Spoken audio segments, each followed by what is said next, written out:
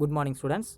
9th social சயின்ஸில் நம்ம civics பார்த்துட்ருக்கோம். 4th lesson forms of government, அதாவது அரசாங்கங்களின் வகைகள் அப்படின்ற பற்றி பார்த்துட்டு இருந்தோம். ஸோ அரசாங்கத்தில் பார்த்தோம் அப்படின்னா மொத்தம் 4 வகையிலான அரசாங்கங்கள் இருக்குது. Unitary form of government, federal form of government, parliamentary form of government, presidential form of government அப்படின்னு 4 வகையாக இருக்குது அப்படின்னு சொல்லியிருந்தோம். ஒற்றையாட்சி முறை, கூட்டாட்சி முறை, நாடாளுமன்ற ஆட்சி முறை, அதிபர் மக்களாட்சி முறை அப்படின்ட்டு 4 வகையான அரசாங்கங்கள் இருக்குது அப்படின்னு சொல்லி பார்த்தோம். இதில் நேற்று நம்ம பார்த்தோம் அப்படின்னா 2 அரசாங்கங்களை பற்றி பார்த்தோம். Unitary form of government, federal form of government அப்படின்றத பற்றி பார்த்தோம். ஒற்றையாட்சி முறை, கூட்டாட்சி முறை அப்படின்றத பற்றி பார்ப்போம். ஸோ இப்போ நாம் என்ன பண்ணுறோம், அதிலிருந்து கண்டினியூ பண்ணி அடுத்து பார்லிமெண்ட்ரி, பிரசிடென்டல் அப்படின்ற 2 கவர்மெண்ட்டை பற்றி தெளிவாக பார்த்து தெரிஞ்சுக்குவோம்.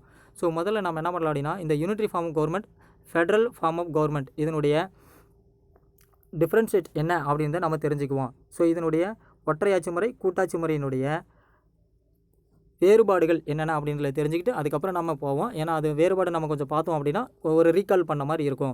முதல்ல யூனிட்ரி ஃபார்ம் ஆஃப் கவர்மெண்ட் ஒற்றையாட்சி முறை, இந்த பக்கம் பார்த்தோன்னா கூட்டாட்சி முறை ஃபெடரல் ஃபார்ம். யூனிட்டியில் பார்த்தோன்னா 1 லெவல் கவர்மெண்ட் இருக்கும், ஒரே ஒரு நிலை அரசாங்கம் இருக்கும். இதில் 2 லெவல் ஆஃப் கவர்மெண்ட், 2 நிலை அரசாங்கங்கள் ஃபெடரலில் இருக்கும். இங்கே சிங்கிள் சிட்டிசன்ஷிப், இதில் யூனிட்ரியில் ஒற்றையாட்சி முறையில் ஒற்றை குடியுரிமை, அங்கே இரட்டை குடியுரிமை டியூல் சிட்டிசன்ஷிப் அப்படின்றது இருக்கும். இங்கே sub unit cannot operate independently, அதாவது துணைக்குழுக்கள் தன்னிச்சையாக செயல்பட இயலாது. ஆனால் அந்த பக்கம் பார்த்தோம் அப்படின்னா federal units R answerable to central government. கூட்டாட்சி குழுக்கள் இருக்கும், ஆனால் அவங்க மத்திய அரசாங்கத்துக்கு கட்டுப்பட்டு வேலை செய்கிற மாதிரி இருக்கும். இங்கே நோ டிவிஷன்ஸ் ஆஃப் பவர், அதிகாரங்களை நம்ம பகிர வேண்டியது யூனிட்ரி ஃபார்மில் இல்லை, ஒற்றையாட்சியில் இல்லை. ஆனால் கூட்டாட்சி முறையில் பார்த்தோம் அப்படின்னா டிவிஷன்ஸ் ஆஃப் பவர், அதிகாரங்களை பகிர்வு பண்ணிக்கிறோம். அதே மாதிரி ஒற்றையாட்சியில் பார்த்தோம் அப்படின்னா சென்ட்ரலைசேஷன் ஆஃப் பவர், மையப்படுத்தப்பட்ட அதிகாரம் அப்படின்றது இருக்கும். ஆனால் கூட்டாட்சியில் ஃபெடரலில் பார்த்தோன்னா டீசென்ட்ரலைசேஷன் ஆஃப் பவர், அதிகாரம் மையப்படுத்துறது இல்லை, அதுக்கு பதிலாக நம்ம என்ன பண்ணுறோம்னா அதிகார பரவல் அப்படின்றத வச்சுருக்கோம். ஸோ இதுதான் பார்த்தோன்னா ஒற்றையாட்சி முறை, கூட்டாட்சி முறைக்கு இருக்கக்கூடிய வேறுபாடுகள். ஸோ ஒற்றையாட்சி முறை என்ன, கூட்டாட்சி முறை என்ன அப்படின்றத பற்றி நம்ம பார்த்து முடித்தோம். ஸோ இப்போ நம்ம பார்க்க போகிறது என்ன அப்படின்னா நாடாளுமன்ற ஆட்சி முறை அப்படின்றத பற்றி நம்ம பார்க்க போகிறோம். பார்லிமெண்ட்ரி ஃபார்ம் ஆஃப் கவர்மெண்ட் அப்படின்றத பற்றி நம்ம பார்ப்போம். இந்த பார்லிமெண்ட்ரி ஃபார்ம் ஆஃப் கவர்மெண்ட் அப்படிங்கிறது பார்த்தோன்னா இப்போ மாடர்ன் டெமோக்ராட்டிக் கவர்மெண்ட்டாக இருக்கக்கூடியது தான் வந்து பார்லிமெண்ட்ரி அண்ட் பிரசிடென்டல் கவர்மெண்ட் அப்படின்னு சொல்லுவோம். நவீன காலத்தில் இப்போ நடைமுறையில் இருக்கக்கூடியது பார்த்தோன்னா நாடாளுமன்றம் அல்லது அதிபர் மக்களாட்சி முறை அப்படின்றதான் இருக்குது. இதை நம்ம எப்படி கண்டுபிடிக்கிறோம் அப்படின்னா லெஜிஸ்லேட்டிவ்க்கும் எக்ஸிக்யூட்டிவ்க்கும் 2க்கு இடையில் இருக்கக்கூடிய ரிலேஷன்ஷிப்பை வச்சு தான் நம்ம என்ன பண்ணுறோம் அப்படின்னா இதை 2ஆக பிரிக்கிறோம். சரிங்களா? இந்த பார்லிமெண்ட்ரி ஃபார்ம் கவர்மெண்ட் அப்படிங்கிறது என்னென்னா executive is responsible to the legislature for it's policy and acts, அதாவது நிர்வாகம் பொறுப்பெடுத்துக்குது. எதுக்கு அப்படின்னா லெஜிஸ்லேச்சர் நாடாளுமன்ற, அதாவது சட்டமன்றத்தில் எடுக்கக்கூடிய முடிவுகளுக்கும் பாலிசிஸ் கொள்கைகளுக்கும் ஆக்ட்ஸ் சட்டங்களுக்கும் நிர்வாகம் பொறுப்பேற்றுக்குது. ஸோ அப்போ 2க்கும் பார்த்தோம் அப்படின்னா ஒரு பெரிய ஸ்ட்ராங் ரிலேஷன்ஷிப் இருக்குது. இந்த 2ம் சேர்ந்து செயல்படக்கூடியதான் பார்லிமெண்ட்ரி ஃபார்ம் ஆஃப் கவர்மெண்ட் அப்படின்னு சொல்லி நாம் சொல்கிறோம். இந்த பார்லிமெண்ட்ரி கவர்மெண்ட்டை நம்ம கேபினெட் கவர்மெண்ட், அமைச்சரவை அரசாங்கம் அல்லது ரெஸ்பான்சிபிள் கவர்மெண்ட், பொறுப்பு அரசாங்கம் அல்லது Westminster model of government, Westminster அரசாங்கம் அப்படின்னு நம்ம சொல்லலாம். ஒவ்வொரு நாட்டிலையும் பார்த்தோம் அப்படின்னா பார்லிமெண்ட் அப்படின்னு ஒரு அமைப்பு இருக்கும். அந்த அமைப்பு தான் பார்த்தோம் அப்படின்னா அதை முழுமையாக நிர்வாகம் பண்ணும். அதுக்கு ஒவ்வொன்றுக்கும் ஒவ்வொரு பேர் வச்சுருப்பாங்க. ஸோ வெவ்வேறு நாடுகளில் இருக்கக்கூடிய பார்லிமெண்ட்டோட நேம்ஸ் என்ன அப்படின்னு நம்ம தெரிஞ்சுக்கலாம். இங்கே ஒரு பெரிய பாக்ஸ் கொடுத்துருப்பாங்க. இது இன்டீரியர் கொஸ்டினில் கேட்பாங்க, கொஞ்சம் நல்லா தெளிவாக படிச்சுக்கோங்க. முதல்ல country name of parliament Israel Knesset அப்படின்ற பேர், ஜெர்மனி பத்தெஸ்டக் அப்படிங்கிறது, டென்மார்க் ஃபோக்டிங் அப்படின்றது, நார்வே ஸ்டார்டிங், யூஎஸ்ஏல காங்கிரஸ், ஜப்பான் டயட், பிரிட்டனில் பார்லிமெண்ட் அப்படின்னு சொல்கிறோம். ஸோ இந்தியாவிலையும் பார்த்தோன்னா பார்லிமெண்ட் அப்படின்ற பேரில் தான் இருக்குது. ஆனால் இந்தியாவோட பார்லிமெண்ட்டுக்கு பார்த்தோம் அப்படின்னா தேவநாகரி மொழியில் என்ன சொல்கிறாங்க அப்படின்னா இந்தியாவில் பார்த்தோம் அப்படின்னா இந்தியாவோட பார்லிமெண்ட்டுக்கும் பார்த்தோம் அப்படின்னா ஒரு பேர் வச்சுருக்காங்க. அந்த பேர் என்ன அப்படின்றது உங்களுக்கு தெரியுமா அப்படின்றது எனக்கு தெரியல. ஸோ அதோட பேர் என்ன அப்படின்னா நிர்வாச்சன் சதன் அப்படின்றது தான் வந்துட்டு இந்தியன் பார்லிமெண்ட்டோட பேர். இது தேவநாகரி மொழியில் உள்ள ஒரு நேம். சரிங்களா? இதுதான் வந்து நம்ம வச்சுருக்கோம். பட் நம்ம பார்லிமெண்ட் அப்படின்னா நமக்கு ஈஸியாக தெரியும். ஸோ நம்ம அதையும் என்ன பண்ணலாம் அப்படின்னா தெரிஞ்சுக்கலாம். இந்தியாவில் பார்லிமெண்ட்டு தான். ஸோ இந்த பார்லிமெண்ட்ரி ஃபார்ம் ஆஃப் கவர்மெண்ட்டுடைய ஃபீச்சர்ஸ், சிறப்பம்சங்கள் என்னென்ன அப்படின்னா நாமினல் அண்ட் ரியல் எக்ஸிக்யூட்டிவ், பெயரளவு மற்றும் உண்மையான நிர்வாகிகள் அப்படின்றவங்க இங்கே அதிகமாக இருப்பாங்க. நாமினல் அண்டு ரியல் எக்ஸிக்யூட்டிவ்ஸ் அப்படின்றவங்க இருப்பாங்க. அதுக்கப்புறம் மெஜாரிட்டி பார்ட்டி தான் ரூல் பண்ணும், பெரும்பான்மை பெற்ற கட்சி தான் ஆட்சி பண்ணுவாங்க. கலெக்டிவ் ரெஸ்பான்சிபிலிட்டி, கூட்டு பொறுப்பு அப்படின்றது இங்கே இருக்கும். டியூல் மெம்பர்ஷிப், இரட்டை உறுப்பினர் தன்மை அப்படின்றது இங்கே காணப்படும். Leadership of the prime minister, அதாவது பிரதம மந்திரி தான் பார்த்தோன்னா இதுக்கு தலைமை வகிப்பார். பிரதம மந்திரியினுடைய தலைமையில் தான் கூட்டாட்சி முறை அரசாங்கம் அப்படின்னு இருக்கும். ஸோ இது அப்படியே நம்ம இந்தியாவில் அப்படியே நம்ம கன்சிடர் பண்ணி பாருங்கள், கரெக்டாக எல்லாமே நல்லதாகவே அப்படியே சூட்டபிள் ஆகிற மாதிரியே இருக்கும். ஏன்னா நம்ம பார்லிமெண்ட்ரி கவர்மெண்ட்டில் தான் இயங்கிட்டு இருக்கோம், அதனால் எல்லாமே நமக்கு சூட் ஆகுது. சரிங்களா. இதனுடைய மெரிட்ஸ் என்ன அப்படின்னு சொல்லி பார்த்தோன்னா, பார்லிமெண்டரி கவர்மெண்ட்டினுடைய மெரிட்ஸ் அப்படின்னு பார்த்தோம் அப்படின்னா, harmony between legislature and executive. Harmony அப்படின்னா ஒரு இணக்கம் அப்படின்னு சொல்லி பொருள்படும். ஸோ லெஜிஸ்லேச்சருக்கும் எக்ஸிக்யூட்டிவ்க்கும் சட்டமன்றத்துக்கும் நிர்வாகத்துறைக்கும் ஒரு இணக்கம் ஏற்படுத்துறது இதனுடைய மிக முக்கியமான ஒரு வேலை. அது கண்டிப்பாக நடக்குது, நல்ல முறையிலேயே இருக்குது. ரெஸ்பான்சிபிள் கவர்மெண்ட், பொறுப்பான ஒரு அரசாங்கமாக இருக்கும். மக்களுக்கு என்ன பொறுப்பு பதில் சொல்ல வேண்டிய ஒரு கடமை இருக்கும். ப்ரிவென்ட் டிக்டேட்டர்ஷிப், சர்வாதிகார தன்மையை தடுத்தல். ஏன்னா பவர்ஸை வந்துட்டு நம்ம என்ன பண்ணுறோம், பிரிச்சுக்கிறோம். அதனால் சர்வாதிகார தன்மை அப்படின்றது இருக்காது. வைட் ரெப்ரசன்டேஷன், பரவலான பிரதிநிதித்துவம், நாடு முழுவதும் இருக்கக்கூடிய எல்லாரும் இதில் பங்கெடுத்துக்கிறாங்க. ஸோ இதெல்லாம் பார்த்தோன்னா இதனுடைய மிக முக்கியமான மெரிட்ஸ் அப்படின்னு சொல்லலாம். டிமெரிட்ஸ் ஆஃப் பார்லிமெண்ட்ரி கவர்மெண்ட்டினுடைய டிமெரிட்ஸ் அப்படின்னு போய் பார்க்க போகிறோம். அன்ஸ்டேபிள் கவர்மெண்ட், அன்ஸ்டேபிள் கவர்மெண்ட், நிலையற்ற அரசாங்கம் அல்லது பொறுப்பான ஒரு அரசாங்கமாக இருக்க மாட்டாங்க அப்படின்னு சொல்லி சொல்கிறாங்க. நோ கண்டினியூட்டி ஆஃப் பாலிசிஸ், தொடர்ச்சியற்ற கொள்கைகள் அப்படின்னு காணப்படும்.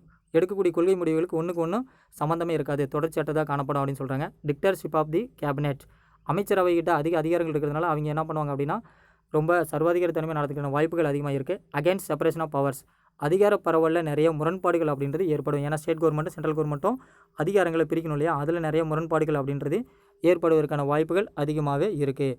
இதுதான் பார்த்தோம் அப்படின்னா நாடாளுமன்ற ஆட்சி முறையினுடைய குறைகள் அப்படின்னு சொல்லி நாம் சொல்லலாம். ஸோ அடுத்து நம்ம பார்க்க போகிறது அதிபர் மக்களாட்சி முறை அப்படின்றது the presidential form of government. Presidential form of government அப்படிங்கிறதுல பார்த்தோம் அப்படின்னா நான் parliamentary or fixed executive system of a government, அதாவது நாடாளுமன்றம் அற்றதாகவும் அதே சமயத்தில் நிலையான ஒரு அரசாங்கத்தை கொண்டதாகவும் இருக்கும். அதாவது அதிபர் அப்படின்றது தனியான ஒரு அதிகாரத்தை கொண்டு செயல்பட்டு இருப்பார். நாடாளுமன்ற சட்டங்களை இயற்றுவதற்கு தனியாக ஒரு பார்லிமெண்ட் இருக்கும், அது அவங்களுடைய வேலைகளை பார்த்துப்பாங்க.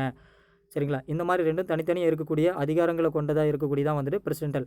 ஆனால் எல்லாத்துக்கும் அதிகாரங்கள் பார்த்தோம் அப்படின்னா அதிகாரத்தின் உச்சநிலையில் இருக்கக்கூடிய அதிபர் பிரசிடென்ட்டாக தான் இருப்பார்.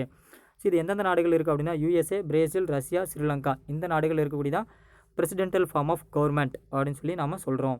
இதனுடைய ஃபீச்சர்ஸ் என்ன, இதனுடைய சிறப்பம்சங்கள் என்ன அப்படின்னா the president as the head of the state, ஒரு நாட்டினுடைய ஒரு அரசாங்கத்தினுடைய தலைவராக இருக்கக்கூடியவர் பிரசிடென்ட், அதிபராக தான் இருப்பார். இந்த அதிபரை பார்த்தோம் அப்படின்னா elected by an electoral college, so வாக்காளர் மன்றத்தால் தான் இவர் என்ன பண்ணுறாரு, நேரடியாக தேர்ந்தெடுக்கப்படுறார். அதே சமயத்தில் அடுத்து பார்த்தோம் அப்படின்னா president govern with the help of a cabinet. சரிங்களா. அதாவது ஒரு அமைச்சர்கள் குழுவினுடைய உதவி மூலமாக தான் இவர் என்ன பண்ணுறாரு அப்படின்னா நிர்வாகம் பண்ணுறாரு. அந்த அமைச்சர்கள் குழு என்ன சொல்கிறோம் அப்படின்னா அந்த ஸ்மால் பாடி என்ன சொல்கிறாங்க அப்படின்னா கிச்சன் கேபினெட் அப்படின்னு சொல்லி சொல்லுவாங்க. ஸோ இதில் பார்த்தோம் அப்படின்னா அதிபர் மக்களாட்சி முறையில் லெஜிஸ்லேச்சர், எக்ஸிக்யூட்டிவ், ஜுடிஷியல் இந்த 3 பவரும் செப்பரேட்டாக தனித்தனியாக இருக்கும். அதே சமயத்தில் இண்டிபெண்ட்டாகவும் ஒர்க் ஆகும். தனித்தனியான சுதந்திரமான அமைப்புகளாக செயல்பட்டு இருக்கும். ஸோ அதில் பிரசிடென்ட் என்ன பண்ண தலையிட மாட்டார், பிரசிடென்ட் செயல்பாடுகளை அவங்க தலையிட மாட்டாங்க. ஸோ இப்படி 2 பேரும் தனித்தனியாக செயல்பட்டு இருப்பாங்க. சரிங்களா. ஸோ இதுதான் வந்து பார்த்தோன்னா இதனுடைய ஃபீச்சர்ஸ் அப்படின்னு சொல்லலாம். ஸோ இதனுடைய மெரிட்ஸ் அப்படின்னு சொல்லி நம்ம பார்த்தோம் அப்படின்னா இதனுடைய நிறைகள் அப்படின்னு ஏதாவது இருக்கா அப்படின்னா நிறையாவே நிறைகள் இருக்குது. ஸோ இதனுடைய நிறைகளில் நம்ம ஃபஸ்ட்டு பார்க்கக்கூடியது என்ன அப்படின்னா முதல்ல டெமோக்ராட்டிக், ஜனநாயகமானது அப்படின்னு சொல்லி சொல்லலாம். ரெண்டாவது எஃபெக்டிவ் கண்ட்ரோல் பை பிரசிடென்ட், அதிபருடைய முறையான கட்டுப்பாடு. ஸோ அதிபர் சொல்கிறது தான் எல்லோரும் கேட்கணும், அதனால் அவர் வந்துட்டு தன்னுடைய கட்டுப்பாடுகளை சரியாக பயன்படுத்துவார். ஃபெசிலிட்டேட் டிசிஷன் மேக்கிங், ஸோ முடிவெடுக்கிறது சீக்கிரமாக இருக்கும். ஒருவர் தான் வந்துட்டு ஃபைனல் டிசிஷன் எடுக்க போகிறார், அதனால் சீக்கிரமாக முடிவெடுத்துருவார். ஸ்டேட் கவர்மெண்ட், மாகாண அரசாங்கம் அப்படின்றது இதில் அதிகமாக இருக்கிறதுக்கான வாய்ப்புகள் இருக்குது. மாகாண அரசாங்கம் அப்படின்றது இங்கே செயல்படும். ஸ்டேட் கவர்மெண்ட் அப்படின்றது இருக்குது. சரிங்களா. இதனுடைய குறைகள் அப்படின்னு சொல்லி பார்த்தோம் அப்படின்னா இதுலேயும் நிறைய குறைகள் அப்படின்றது இருக்குது.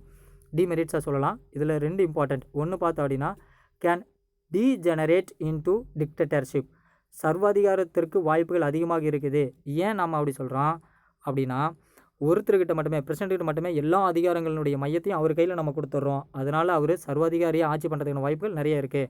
அதே சமயத்தில் lack of harmony between the legislature and executive, so சட்டமன்றத்துக்கும் நிர்வாகத்துறைக்கும் இணக்கமான ஒரு உறவு அப்படின்றது எப்பவுமே ஏற்படுமா அப்படின்னா அது கொஞ்சம் டவுட்டு தான். முரண்பாடுகள், லேக், இடைவெளி அப்படின்றது இருக்க தான் செய்யும்.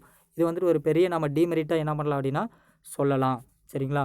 ஸோ இதான் பார்த்தோம் அப்படின்னா parliamentary form of government, presidential form of government அப்படின்றது.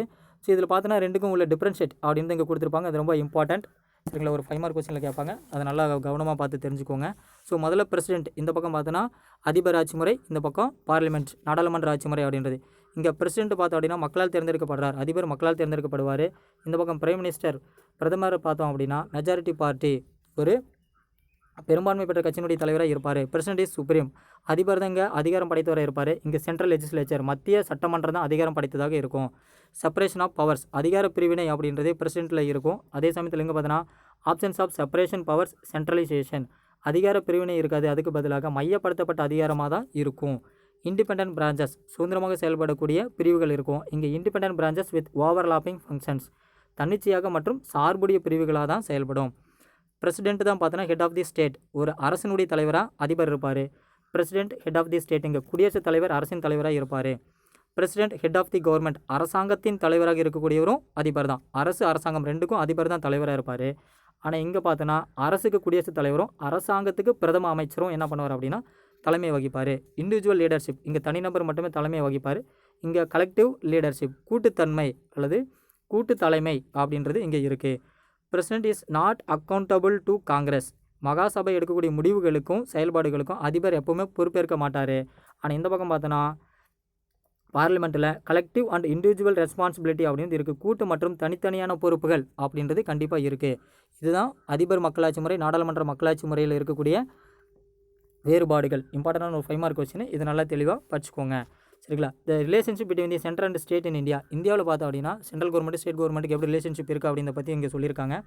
ஸோ 2 கவர்மெண்ட்டுக்கு இடையில் இருக்கக்கூடிய ரிலேஷன்ஷிப்பை 3 தலைப்புகளை நம்ம சொல்லலாம். Legislative relationship, administrative relationship, financial relationship அப்படின்னு சொல்லலாம். சட்டமன்ற உறவுகள், நிர்வாக உறவுகள், நிதி சார்ந்த உறவுகள் அப்படின்னு 3ஆக பிரிக்கலாம். இது 3க்கும் பார்த்தோம் அப்படின்னா ஒவ்வொரு கவர்மெண்ட்டும் ஸ்டேட் கவர்மெண்ட் சென்ட்ரல் கவர்மெண்ட் அதனுடைய அதிகார எல்லைக்கு உட்பட்ட பகுதிகளுக்கு என்ன பண்ணலாங்க அப்படின்னா சட்டங்களை எழுதிக்கலாம். சரிங்களா? ஸோ இந்த சட்டங்கள் எழுதுறதுல பார்த்தோம் அப்படின்னா எல்லா துறைகளுக்கும் எல்லாருமே 2 பேர் எழுத முடியாது. அதையும் நம்ம பிரிச்சிருக்கோம். Union list, state list, concurrent list அப்படின்னு பிரிச்சிருக்கோம். மத்திய பட்டியல், மாநில பட்டியல், பொது பட்டியல் அப்படின்னு பிரிச்சிருக்கோம். மத்திய பட்டியல் அப்படின்னு யூனியன் லிஸ்ட்டில் 100 சப்ஜெக்ட் இருக்கும். அதாவது 100 துறைகள் இருக்கும். அதுக்கு சென்ட்ரல் கவர்மெண்ட் தான் சட்டங்கள் எழுதுவாங்க. ஸ்டேட் லிஸ்ட் சரிங்களா? மாநில அரசாங்கத்தினுடைய பட்டியலுக்கு 61 சப்ஜெக்ட் 61 துறைகள் இருக்கும். அதுக்கு மாநில அரசாங்கம் சட்டங்கள் எழுதுவாங்க. கன்கரண்ட் லிஸ்ட் அப்படின்றது பார்த்தோம் அப்படின்னா பொது பட்டியல் அப்படின்னு சொல்லுவோம். இதில் 52 துறைகள் இருக்கும். 52 துறைகளுக்கும் மத்திய மாநில அரசாங்கம் 2 பேருமே என்ன பண்ணுவாங்கன்னா சட்டங்கள் எழுதுவாங்க. ஆனால் மத்திய அரசாங்கம் இயற்றக்கூடிய சட்டங்கள் தான் வந்துட்டு அதிக பவர் கொண்டதாக இருக்கும். சரிங்களா? இந்த மாதிரியான உறவுமுறைகள் தான் பார்த்தோம் அப்படின்னா இந்தியாவில் ஸ்டேட் அண்ட் சென்ட்ரல் கவர்மெண்ட்டுக்கு இடையில் இருக்கக்கூடிய ஒரு உறவுமுறையாக இருக்கிறது. ஸோ இதுதான் பார்த்தோம் அப்படின்னா இந்தியாவில் இருக்கக்கூடிய ஸ்டேட் அண்ட் சென்ட்ரல் கவர்மெண்ட்டுடைய ரிலேஷன்ஷிப் அப்படின்னு சொல்லி நாம் சொல்கிறோம்.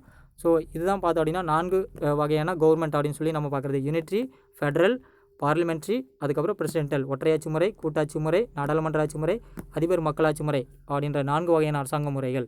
ஸோ அரசாங்கத்தில் பார்த்தோம் அப்படின்னா 4 வகை இருக்குது. அது என்னென்ன அப்படின்றத நம்ம இப்போ தெளிவாக பார்த்து தெரிஞ்சுக்கிட்டோம். ஸோ அடுத்த கிளாஸில் லோக்கல் கவர்மெண்ட் உள்ளாட்சி அமைப்புகள் அப்படின்றது எப்படியெல்லாம் வேலை செய்யுது அப்படின்றத பற்றி அதனுடைய ஃபங்க்ஷன்ஸ் என்னென்ன அப்படின்றத பற்றி நம்ம அடுத்த கிளாஸில் பார்த்து தெரிஞ்சுக்குவோம். தேங்க்யூ.